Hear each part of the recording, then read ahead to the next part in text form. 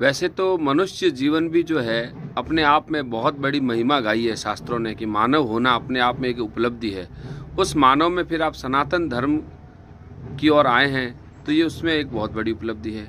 और उस सनातन की जो मुख्य चीज़ें हैं उसमें वर्षों के बाद, युगों के बाद आने वाले महाकुंभ में जाकर के यदि कोई लोग किसी के शरीर के आकर्षण से या कागज के टुकड़ों की डिग्रियों से आकर्षित हो रहा है, कोई किसी की आंखों की बड़ाई कर रहा है, कोई किसी के अतीत के ग्लैमर में डूब रहा है, ये क्या हो रहा है? What is this? आपको यदि वहां पे परमात्मा की उपस्थिति, सन्यासियों का तप, हमारे जो 13 अखाड़े और 4 शंकराचार्यों की जो योगदान है वो दिखाई नहीं दे रहा है तो आप कुंभ में नहीं गए हैं, आप कुंभ को बर्बाद करने के लिए गए हैं। महाकुंभ जीव और शिव के मिलन की घटना है। महाकुंभ सनातन धर्म का एपिटोम है, परम ऊंचाई है। आप इसको शर्म का विषय न बनाएं, ऐसी बातें, ऐसी चर्चाएं, ऐसे विषय को न उठाएं जो कुंभ से कोई संबंध ही नहीं रखते। मैं आप सबसे निवेदन करता हूं, जो भी वहां गए हैं वहां श्रद्धा है, धर्म श्रद्धा का विषय है।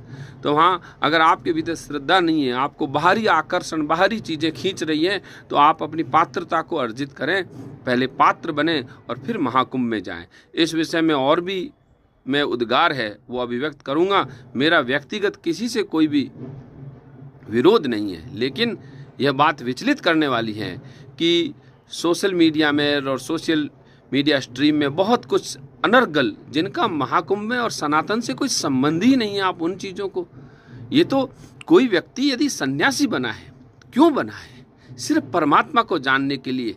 कोई गृहस्थ में भी, हमारा धर्म तो इतना फ्लेक्सिबल है कि आप गृहस्थ में भी राजा जनक की भांति हो सकते हैं, सुखदेव मुनि की तरह हो सकते हैं। वहाँ वो अपने अपने सबकी डाइवर्सिटी है, विभिन्नताएं हैं, और उन विभिन्नताओं की अपनी अपनी खूबसूरती है कि कोई वस्त्र त्याग करके उस परम तत्व को जानना चाहता है, कोई गृहस्थ में रह के भी जानना चाहता है। वे वहां वो जो भीड़ है वो उस परम तत्व के लिए इकट्ठा हुई भीड़ है, वो ब्रह्म जिज्ञासा की भीड़ है। और वहां आप कैसे कैसे विषय उठा रहे हैं लोग जाके, और जिनके मिलियंस फॉलोवर्स हैं, जिनकी जिम्मेवारी है कि वे कुंभ के परम तत्व की ही बात करें, उसकी ही चर्चा करें। वो कोई मनोरंजन का विषय नहीं है, वहां मनोभंजन के लिए इकट्ठा हुए हैं। मेरा प्रणाम स्वीकार करें और इस सत्य को समझें। हरिओम नमः शिवाय। हरिओम।